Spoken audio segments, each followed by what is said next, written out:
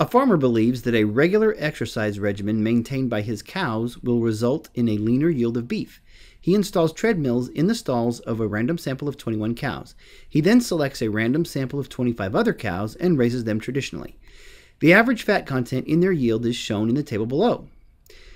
The fat content for the cows that exercised, here we have a sample mean of 54.8, sample standard deviation of 8.9, sample size of 21.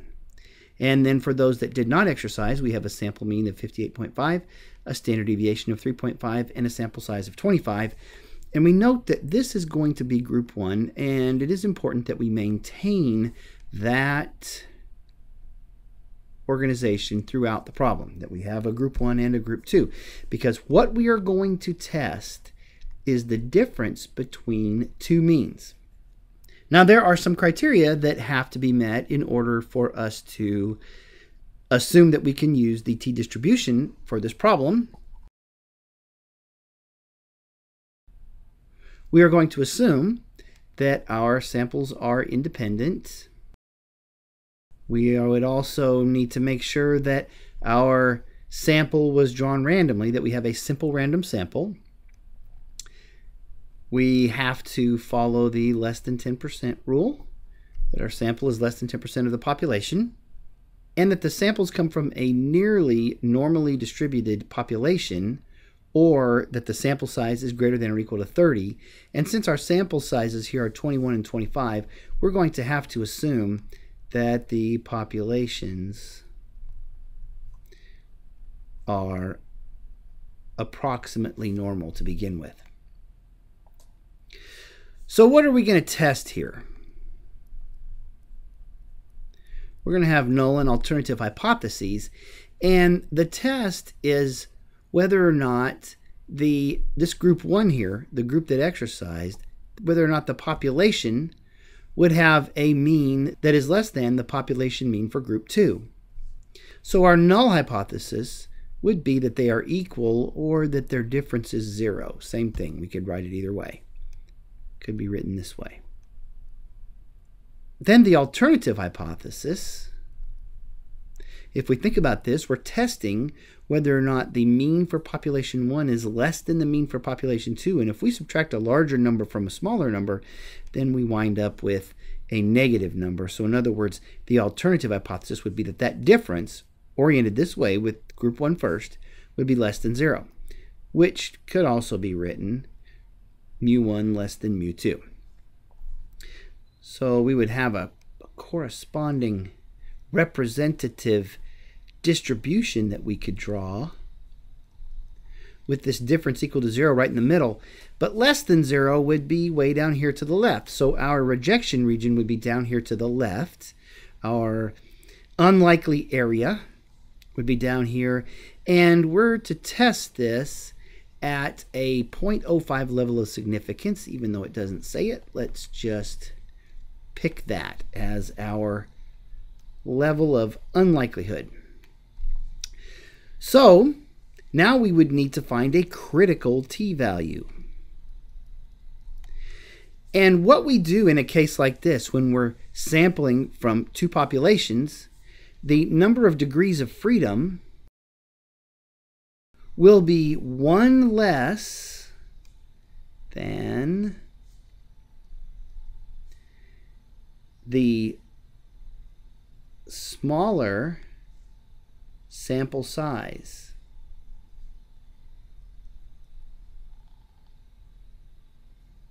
Okay, but let's see. Our sample sizes are 21 and 25, so the number of degrees of freedom will be 1 less than the sample size for group 1, since it has a smaller sample size.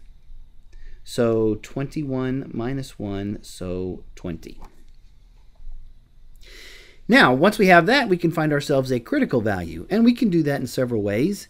One thing that we might do is use the TI-84 calculator to do that. Here we see the syntax for doing that. We're going to use the inverse t-distribution function, and the way this is going to work is we put our alpha level, our level of significance first, and then a comma, and then the number of degrees of freedom. So we would do that by using this Fars Dister button.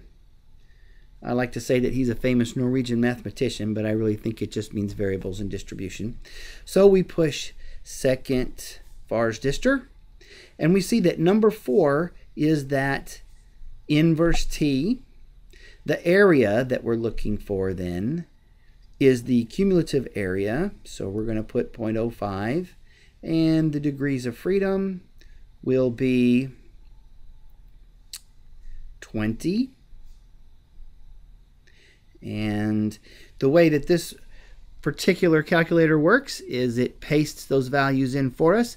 If you're using a calculator that doesn't quite have that level of capability, then this is the way you would type it in. And then we'll hit enter, and it will give us this t value, which you can see we've already done. So that critical t value will be minus 1.725. Minus 1.725 if we round to 3 decimal places. We could also do this with StatCrunch. We'd click Stat, Calculators, T. We want 0.05 down in this tail. Our degrees of freedom will be 20. We can put 0.05 down in that tail, hit compute, and we get the same thing, minus 1.725. Now we would need a t-test value. We can definitely use technology to do this. We'll use the TI-84 calculator to find this. And the way we will do that is by clicking Stat and then go over to Tests. So we'll hit the right cursor twice. We want to access number 4, two-sample t-test. So we'll push 4. And then it gives us a choice. Are we going to give it data that is in some lists or use some statistics that are available to us? And this time we'll use the statistics. So we'll make sure that one's highlighted. If it's not, we'll want to hit enter so that it will be. And then we'll enter those values into these boxes here, which has already been done. We have the sample mean for group 1 is 54.8. The standard deviation for group 1 is 8.9. The sample size is 21. The sample mean for group 2, 58.5. Standard deviation for group 2, 3.5. Sample size for group 2, 25. Now, what do we want to do here? In this next line, we want to make sure that we have the correct alternative hypothesis chosen. And remember, we said less than on this one. The reason we want to do that is so that our p-value will be correct. Then we look here and we say, okay, I want to leave this pooled at no. And then I'm going to come down, and what I'm actually going to do is have it draw this thing for me, because it draws us a really nice picture of what we have to work with here. That takes a couple of seconds. So it draws the distribution for us, and it gives us our t-test value, minus 1.792 if we round to 3 decimal places, and it gives us our p-value, 0.0426. We could also do this with StatCrunch by pushing Stat, T-Stats, to sample with summary, and put those values in here also.